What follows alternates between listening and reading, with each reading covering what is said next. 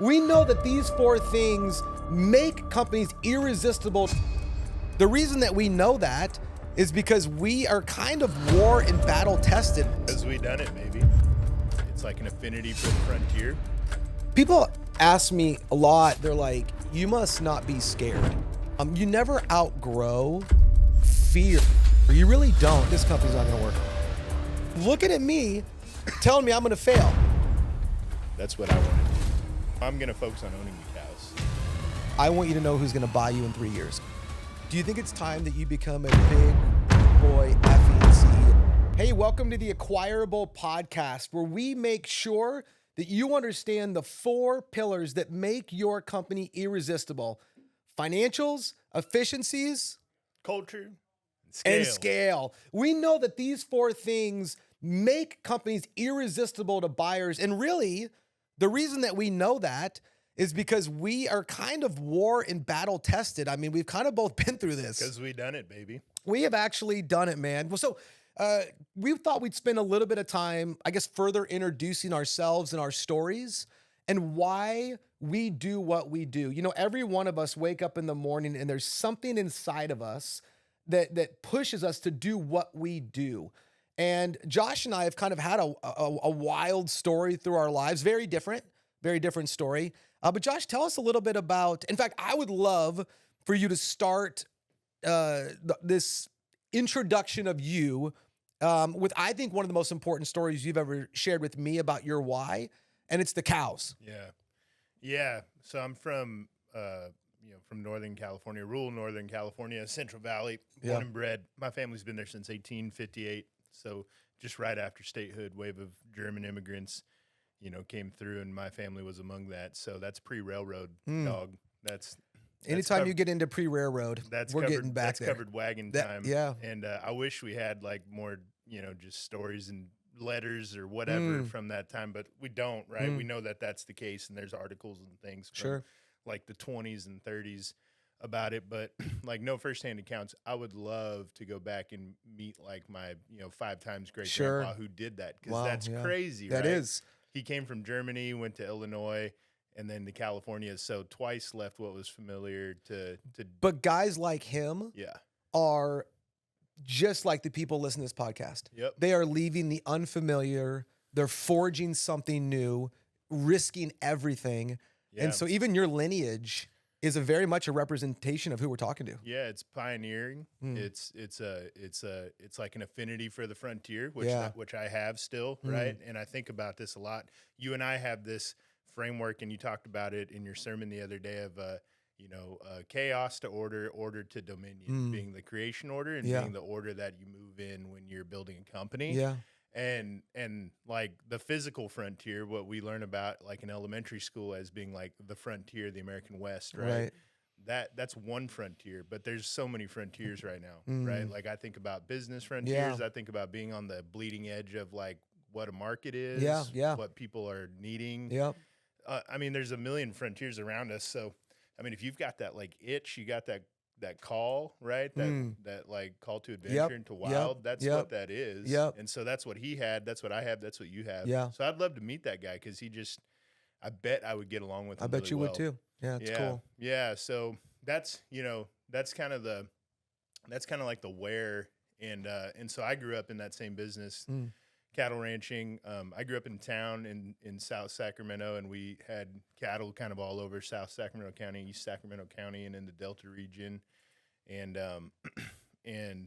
that's pretty common in California. It's a pretty industrial ag state. So a lot of people like live in town, work, out in the country. It's actually like not great to live on farms nowadays, because they're really industrial. There's a lot of chemicals. Sure. Yeah, it's just kind of interesting. But for me, I grew up and like I saw that the motion of my family over the 150 years since they came to the state went from like owning and like being principals, and it moved more over time to being kind of like focused on like less on that frontier and more on the work, right? Which is admirable, but it's not my heart. Right? Yeah. My heart is like the owning and the being on the frontier and on the bleeding edge of things. And so when I was a kid, this is probably 7 or 8 years old, I said like, wow, man, I notice that somebody owns the cows, Mm. and I notice that there's people that focus on owning cows, and then I notice that there's people who work the cows and they focus on working the cows, and you could do both, Yeah. right? But it's more just like your heart position. Sure, sure.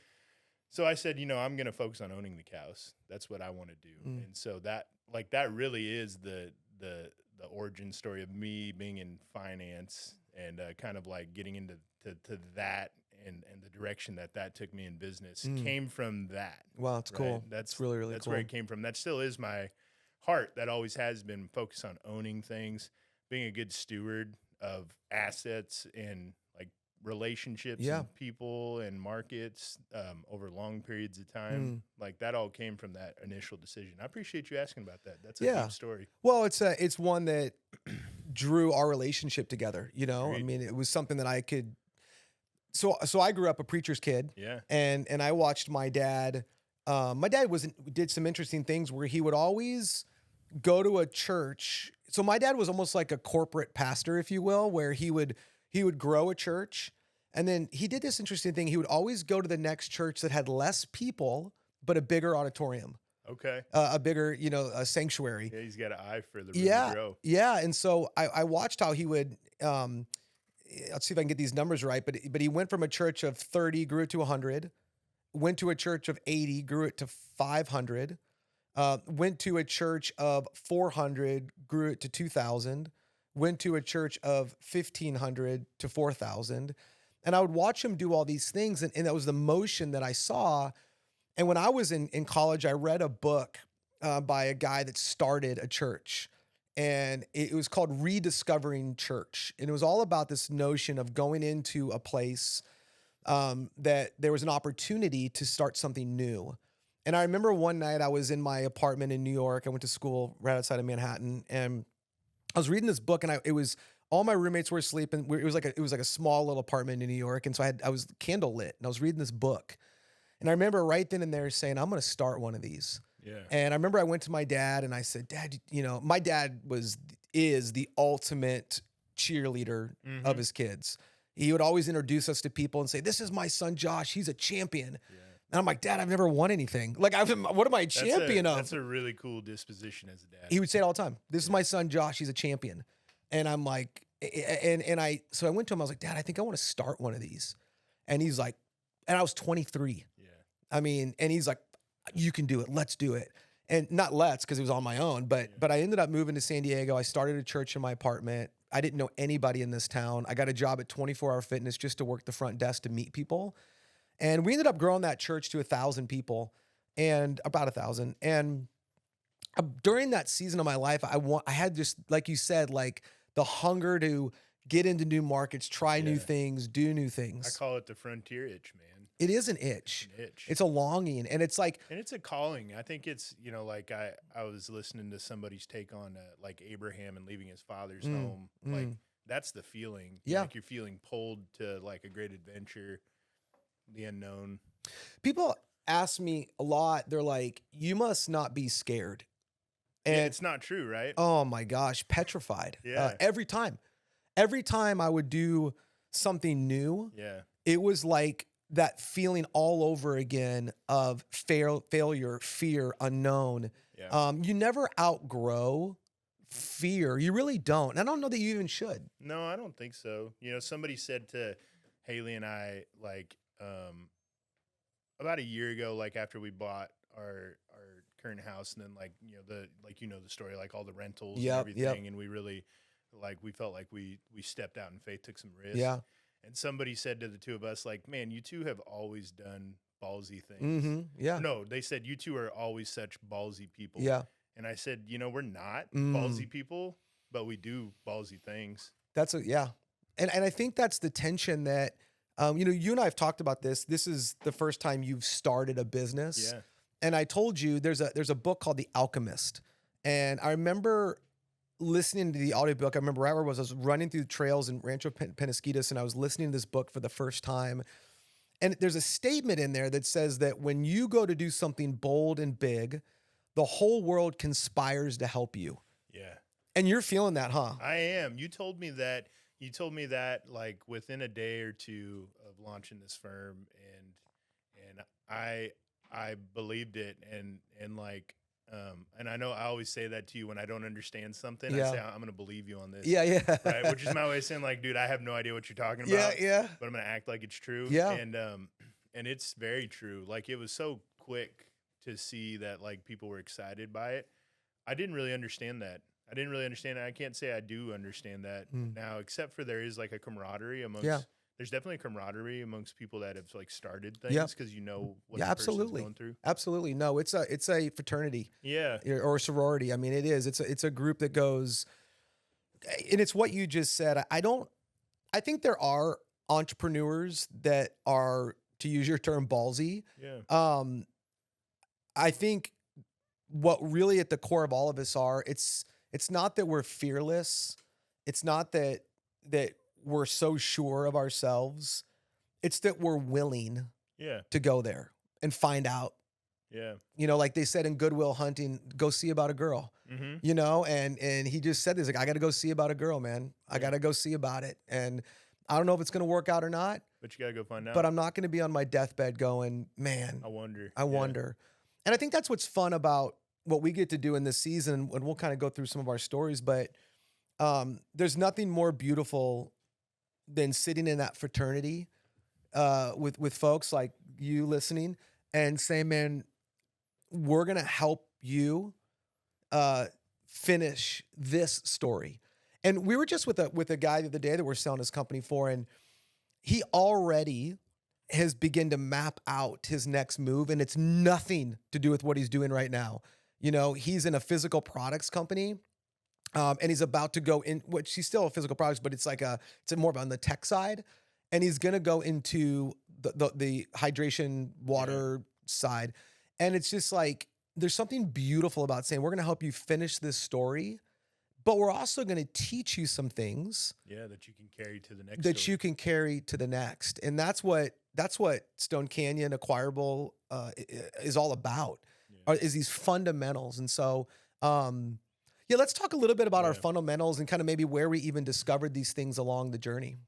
Before we move on, we were talking about me and you and like the stuff that we've been kind of like culturally like bringing together here. And I thought of something you're going to like this. All right. Ready? All right. When you're choosing a partner, you got to mind your P's and Q's. You guys need to have a similar purpose. Yep. And then you have to have similar standards around the pace and Yep. the quality of your work. Man, we've talked about this so much. Like it's hard to find people that want to move As fast at as the we wanna pace move, and the quality, Yeah.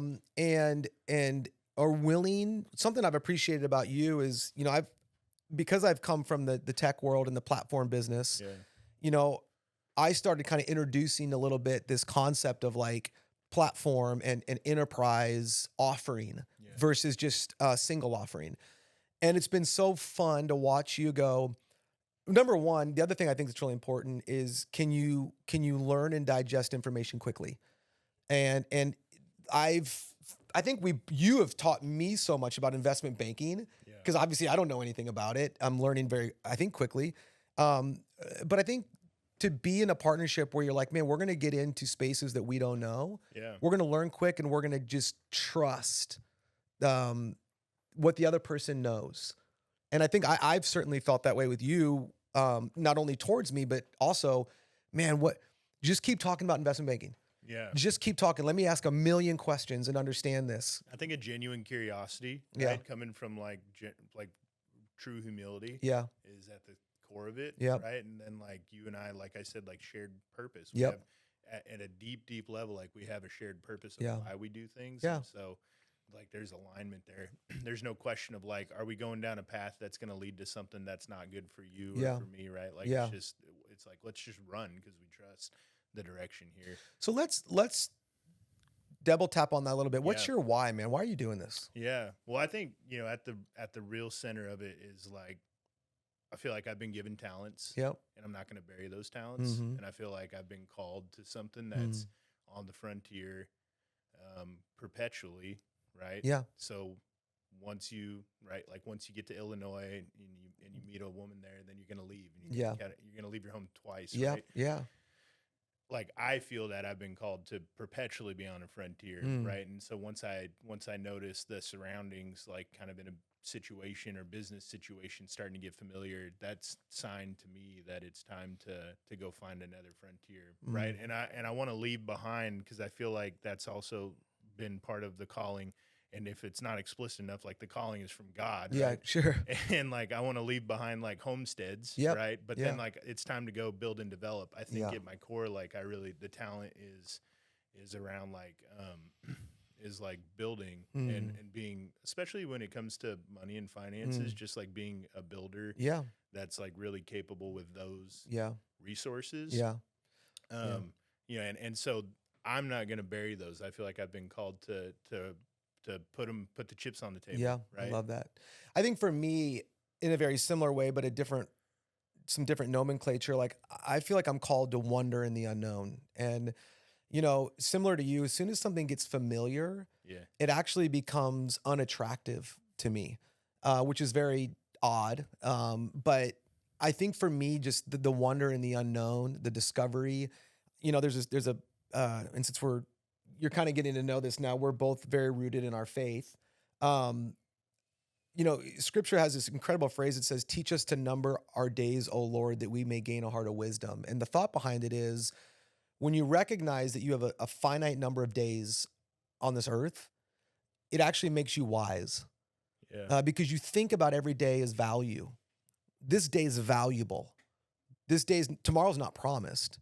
And so today is a day where I can learn as much as I can learn, love as much as I can love, encourage as much as I can encourage, push as much as I can push. I think I texted you, I think it was last night, and I just said, there's nothing I love more than getting up when it's dark, getting a cup of coffee and realizing I have an entire day ahead of me Yeah. to go kick ass and crush. Yeah. And there's that feeling inside, like this day was given to me as a gift. And I'm going to, because I don't know what tomorrow's going to hold. So I think that to me is just a driver constantly to me of just that wonder and that discovery of that. Yeah. So I love it that, at the core of what both of us said was just that like appreciation and desire to be on the edge Mhm. of like the known. yeah. I like Haley, my wife, she loves this school model that some people are starting to talk about called Alpha. Mm. I think it's called like Alpha Academy or something. Okay. It's like a vibey thing everyone's starting Okay. to talk about in the last month. And she's been like looking into this for a while. It's like a 2-year-old school program. Okay. It's based out of Texas. Okay. And she had me listen to some podcasts, and they talk about with their students, they're trying to develop like they tried to think of a model. How do we develop like self-led lifelong learners? Mm. So naturally, like a lot of the kids become entrepreneurial, and they teach the kids their freshman year, like you need to develop. They call it a spiky point of view, which is like a contrarian. It's like a thing Yep. that's based in research, makes sense, and their rule or their measurement for what's spiky is that ChatGPT AI large language models disagrees with you. So Interesting. you have to be able to say, like, I think that, like, an exit readiness platform business, our growth advisors Yep. business and an M&A investment banking business together makes sense. And ChatGPT has to kind of disagree with you on that, Wow. or say like that really hasn't been done, so that it's not proven Wow. right. So that's the bar. How and cool. I just think that's really interesting. That's kind of like a very technical way to describe like the Yeah. unknown. Yeah. Yeah. I think something that I value deeply is critical thinking, not critical people, but critical thinking, where you challenge everything. And I think that's really what that alpha model is. And it's Yeah. something that just says, I'm going to challenge everything, because I'm going to stress test it. I'm going to not just say yes, because we live in a society that if you really look at the ecosystem of learning and discovery, it's hierarchy, right? It's, I'm going to tell you a bunch of information. You're going to tell me everything I told you back the way that I'm telling you to tell me back. And if you do it, I'm going to give you an A. Yeah. Agreed. And then and that's not, it doesn't translate well, it translates to a lot of environments, I she think. does but corporate yeah. but not the not- world that we live in. not the frontier, Right. Because Right. the frontier, you need to be disseminating and like processing information quickly. Yeah. That's not written down anywhere. That's right. So let's start with talking a little bit about we'll start just with our, our model, Yeah. and then we'll kind of back into kind of how we got here. But talk to us a little bit about our model and why it's a little bit disruptive and contrarian to the vertical that M&A is. Yeah. So obviously, take a look at our website. Growth advisors, M&A advisors are two service offerings. Really nothing. That's not something that people are doing together, right? There's like cottage industries of like exit readiness that's kind of disjointed from the investment bankers that actually like go to market and talk to buyers and sell companies. Sure. So it's not, the way that we've thought about it is like, we want our exit readiness playbook, our growth advisors work stream to be buyer and M&A savvy. Like we're going to build to a buyer universe that actually exists because we're actually going to exit to one of those kind of players that has been identified. That's really not being done.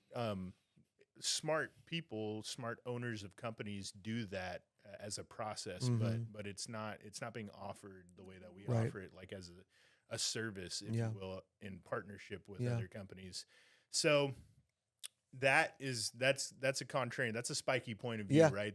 That we would do that. Now it's becoming obvious to the marketplace and like our partners and referral folks out there and channel partners, like it's becoming obvious that it makes sense because there's a need for it. We'd identified that, right? So the engaging with people on the growth advisor side for 2 to 3 years before they exit to maximize, to execute on a series of work streams and like kind of gap closing functions to maximize that value when it comes time to sell is something that families and founders need and they want, and they're curious about it, right? And for years as an investment banker, I've talked to these people that want to know, like, is there something you can do for me before it's time to sell? And the answer has always been just no, except I can just chat. I'm happy to talk to you about like what I see in market experience and things like that, but I can't insert myself, right, to help you build that out.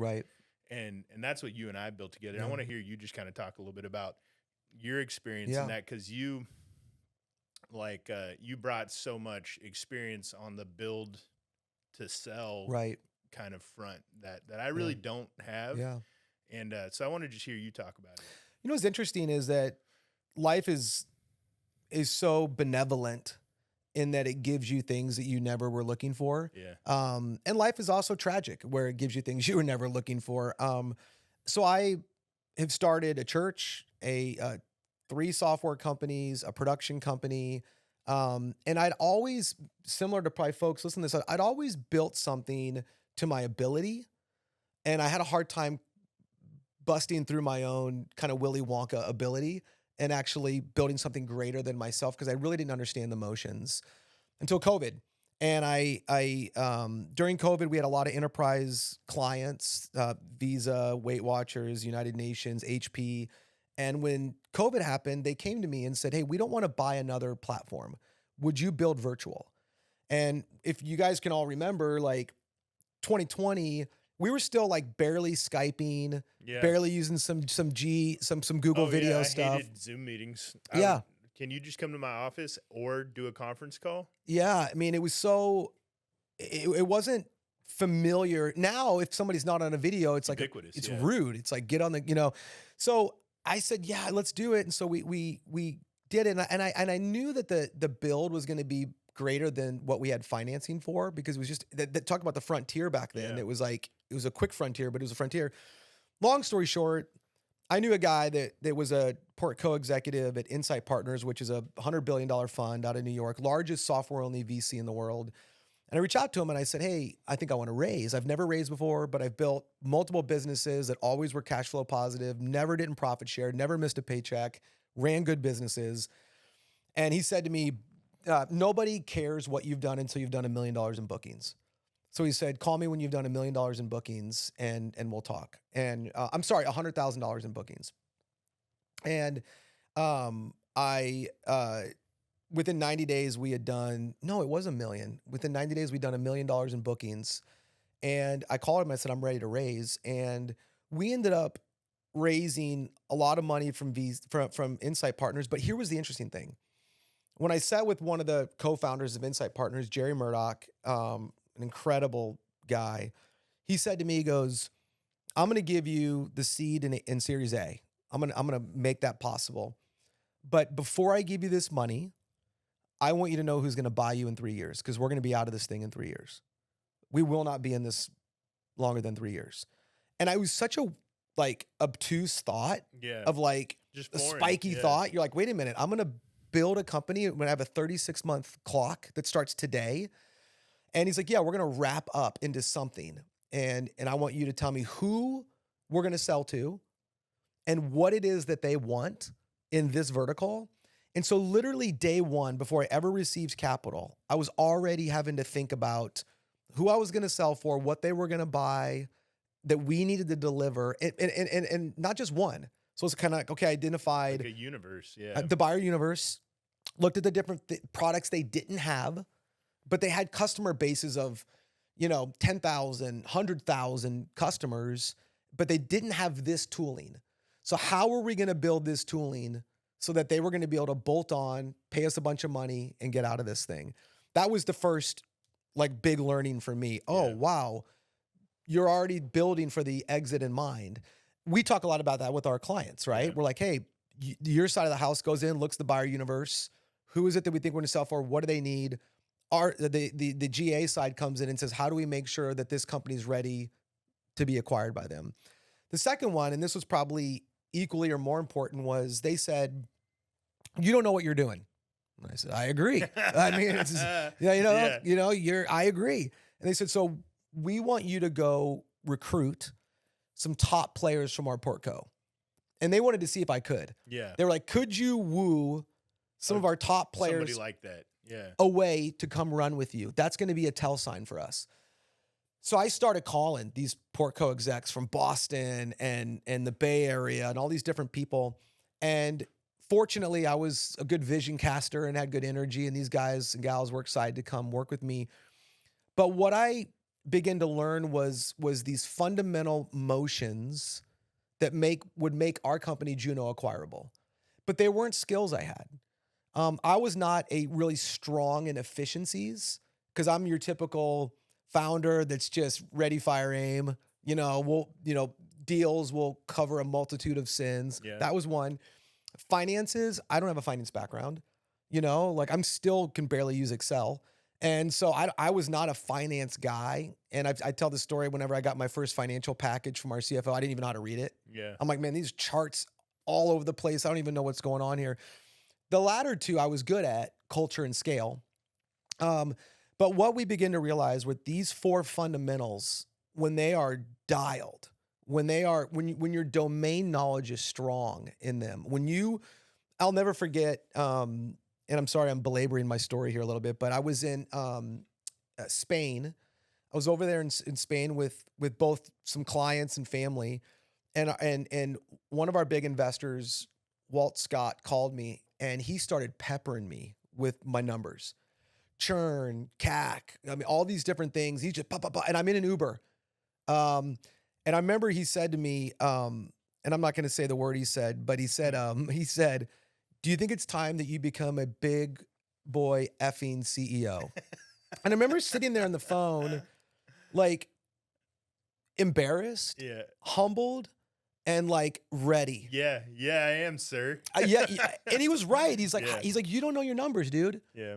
Like, you don't know your conversion rate. You don't know your churn rate. You don't know your CAC. You don't know your COGS. Like, you don't know these things that you should know if you're going to be a big time CEO. Well, I just think like it's so important if you're a growth-minded person and somebody comes to you like that, right? In that moment, you can either be offended and you could be defensive, or you could lean in and you could say like, man, I just appreciate that this person showed me how to level up. Yeah. Like very specifically, he pointed to what you could do to make it to the next level, which is what you want, right? You do. That's what you're asking for and you want.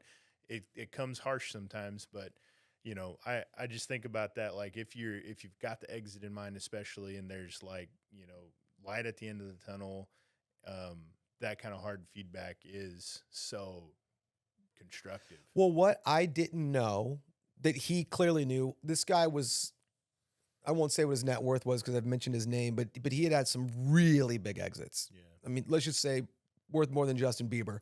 And what What a funny benchmark you just chose. well, you kind of think about like this guy's worth more than like a global pop star. I mean, it's kind of crazy, but he's More or less like tattooed than Justin Bieber. yeah, less tattooed, Okay, all less right. tattooed, but I just got a as gritty, picture. but just as gritty.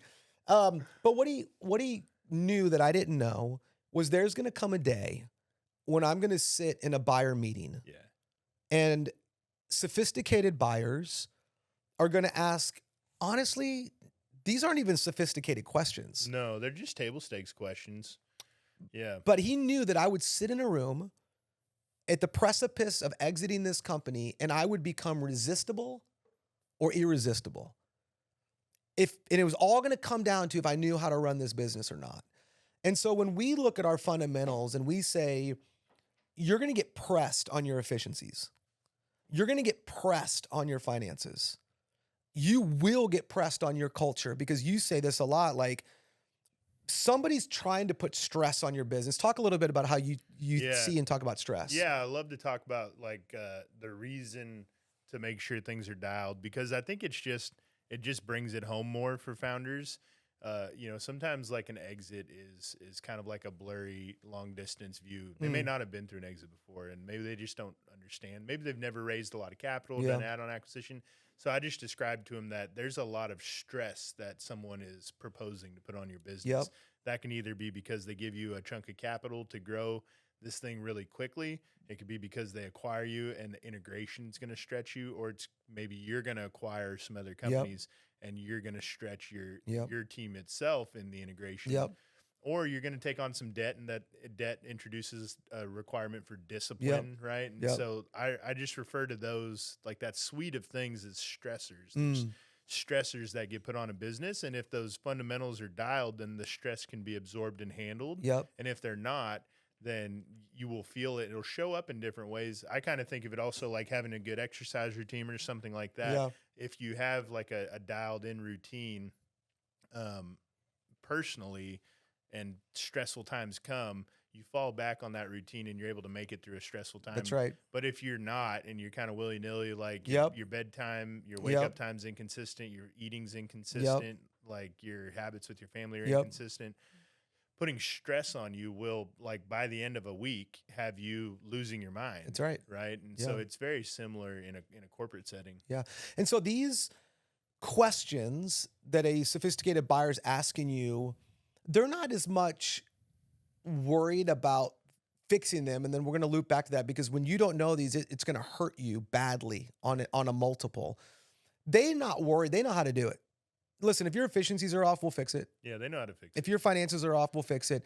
Some of the culture one is a scary one, because that's not as fixable. Scale they can fix. But what they're trying to find out is, can we put stress on the business? Can we put stress on it? Can we put stress on you? And if we can't, we still might be interested in the business, but at a lower value. At a lower value. You're gonna take a haircut. And that's the center. That's the center of what we've built, is that tension right there. Yep. You don't have to do these things to exit, but you should, because if you don't, it'll be a lower value. It will be. And it's a resistible offering versus an irresistible offering. And so for me, I went through this process. And again, it was a benevolent opportunity. I wasn't looking to go. I remember I called my dad early on and I was stressed, because I'm like, what did I just get into? Like, I've been running these lifestyle businesses, mountain biking at 3 p.m., cash flow positive. But then I'd start another one because I'd get bored. And at that point in time, I was running a software company. I just sold one software company. I was running another one, a production company. I was consulting, and I just done my first TEDx and became a State Department global ambassador for entrepreneurship. So my life was full. Yeah. But it was all within my box of knowledge. And all of a sudden, these folks come in that are like, all these guys are Harvard, Wharton, Yale, like all their analysts, and they're challenging the heck out of me, which always annoyed me, because I'm like, can you tell them the lemonade story, please? Oh my gosh. I love the lemonade story. So it's just like, it's funny because that's exactly the kind of person that we're trying to hire right now. Fact. So one of the things that Insight told me is that they would fund my Series A, but they wanted me to go through the process of raising outside of them so that I could learn. So, I mean, I was on with Greylock and all these different major VCs. And I went to pitch and they put me in with this analyst. And I remember I was on a video. This kid, man, couldn't grow a whisker if he tried, and had these glasses on, and he's in his back porch, and I'm talking, and he's not saying it, he's just typing the whole time. And I'm talking, he's typing, and I'm talking, and he's typing. And he looks up at me and he's like, yeah, this company's not going to work.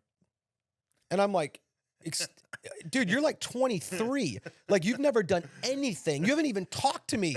Like, you're just typing. And right as he said it, no lie, his mother comes out and puts down some lemonade for him. And he's just drinking the lemonade that his mother just gave him, looking at me, telling me I'm going to fail.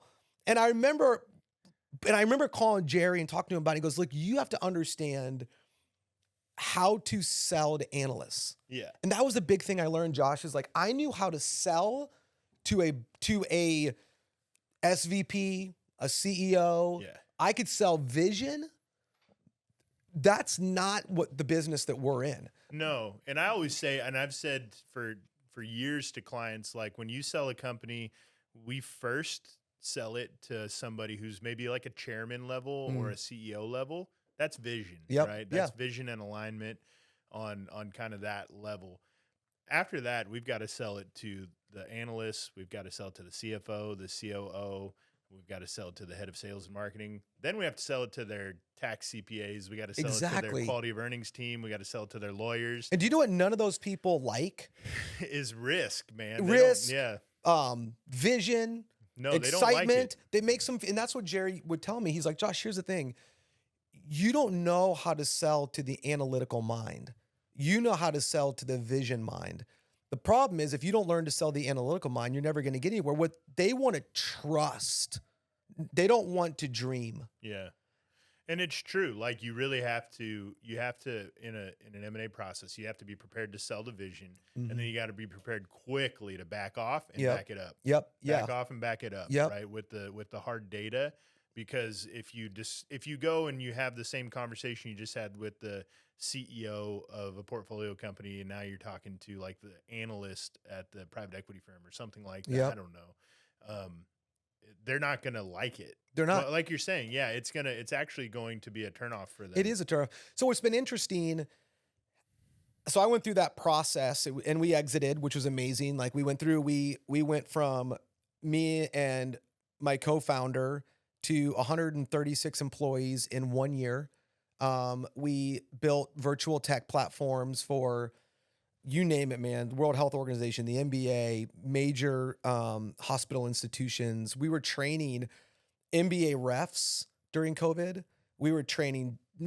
Our platform was doctors all around the world on COVID best practices, scientists. I mean, it was a wild ride. And ultimately, we ended up doing exactly what was prescribed. We built the platform, and the company that acquired us came in and said, we've got tens of thousands of customers. They want this tool. We're willing to give you a multiple for your product. Yeah.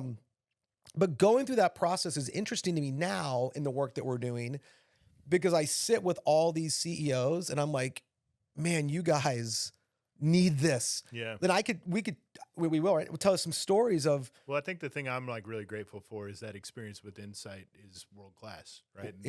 They're world class, and like, it's been our blessing that you went through that. Yeah. It was maybe a thing like at the time, how could you have known like what else you were going to be able to do with it? But like, right. I've told you before about that mentor I had in college, the private equity guy, who just said, like, when you leave college, whatever you're learning, in investment banking, I went into investment banking right after college, and like, whatever you're learning there, don't think, what can I do here? Think like, what can I do with what I learned? And like, there's no way that you could have known like what you were learning there at Insight could be applied in the way we're applying it now. But I'm just grateful for you going through that. I'm grateful for Insight teaching you that.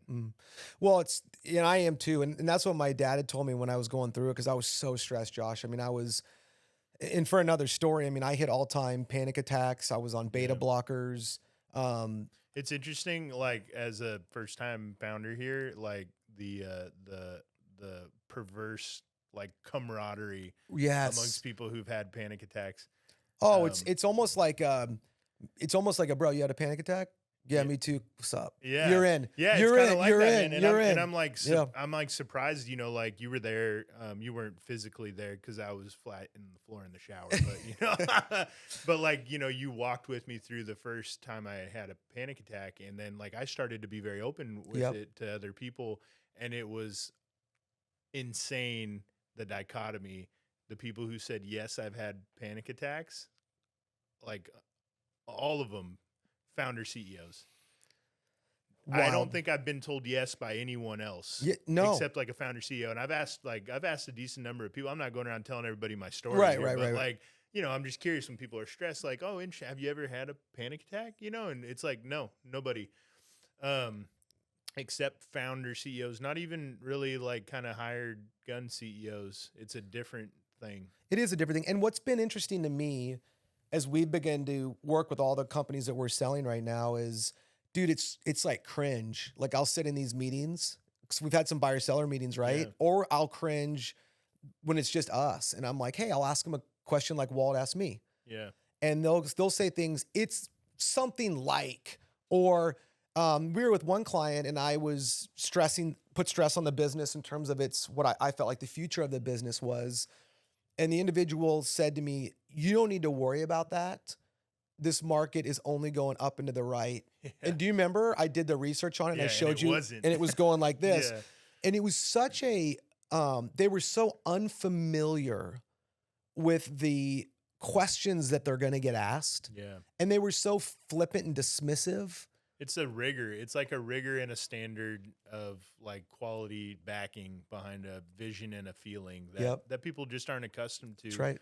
They aren't accustomed to. And I appreciate that you have that. That's kind of like, you know, as when I say mind your P's and Q's, that's part of the quality part that I talk about. Just like, you know, you have the same quality for like the analytical rigor, meaning like the backing behind a thought. If we have a thought, if we have a spiky idea here, like the amount of backing that we need to have to feel good about that and to test it.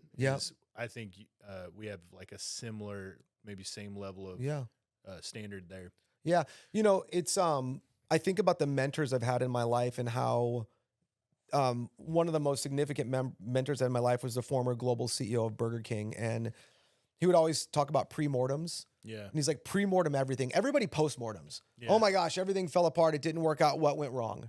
Well, how about before we do anything? Let's talk about what can go wrong. What can go wrong? And how can we avoid it? You know, and let's make a big list. Yeah. And let's think about it. And the only thing that's going to happen is your product, your go-to-market, your hiring motions, your investment motions are only going to be better. Yeah.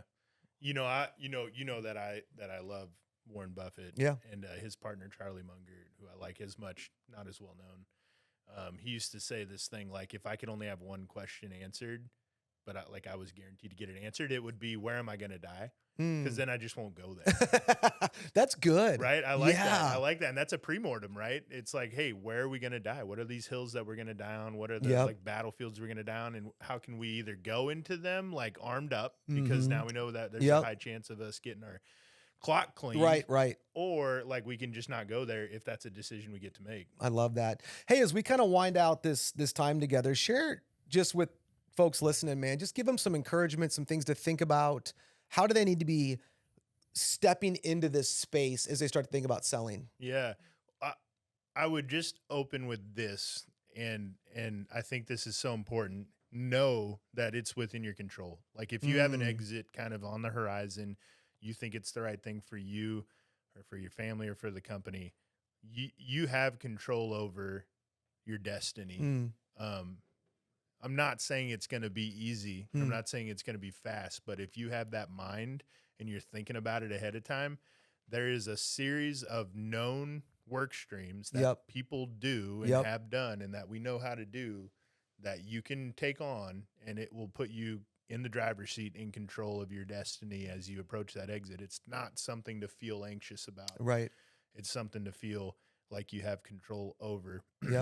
I would say this, as a fellow founder of multiple companies, one of the worst things you can do is think that your baby isn't ugly. And when we start something, our identity's so wrapped in it, our ego's so wrapped into it, our insecurity's so wrapped into it. And we're so afraid of anything in our company that isn't pretty. So a lot of times we shove it down, we hide it, or if somebody tries to address it, we get defensive. One of the biggest things I've learned in selling companies is my baby was never perfect. Yeah. And in the if I was willing to step into it, not be scared, not be embarrassed, not be ashamed, not be defensive, then it goes back to what you're saying. Now it's back into my control. Yeah. And so I think it's just important to be sober about what you've built. It doesn't mean it's not awesome. It doesn't mean it's not incredible. It doesn't mean it's not rare that you've even got to this place that somebody wants to buy something that you've built. Yeah. But it's also nothing's perfect. Yeah. And I'd say like the backing behind all that too is also it's not you. That's right. Yeah. Like nothing's perfect, and it's also the company is not you, That's right. right? So decoupling, we talk about identity a lot Yeah. here, and I just think like decoupling your identity from the business is step one in what we're saying, because then you can think objectively about it, and you can be not anxious, not defensive. It's good. Hey, listen, we are so excited to get to know you. Whether we ever meet you or not, we're proud of what you're building. And I don't think people hear this enough. We're proud of you. We might not know you, but the fact that you're listening to this, the fact that you're pursuing something is a big deal. And so we're proud of you. We're proud of what you're done. If you're interested, you can take the assessment below and you can kind of find out where you are in the acquirable scale. How likely are you to be acquired, and what are the areas that you need to pay attention to? Of course, we have a deeper diagnostic. It's a 75-point diagnostic that will ultimately give you scorecards, a gap analysis, and we have full playbooks that'll walk you through to help you be exit ready. But we're excited about what you've done, and we appreciate you spending time with us this morning.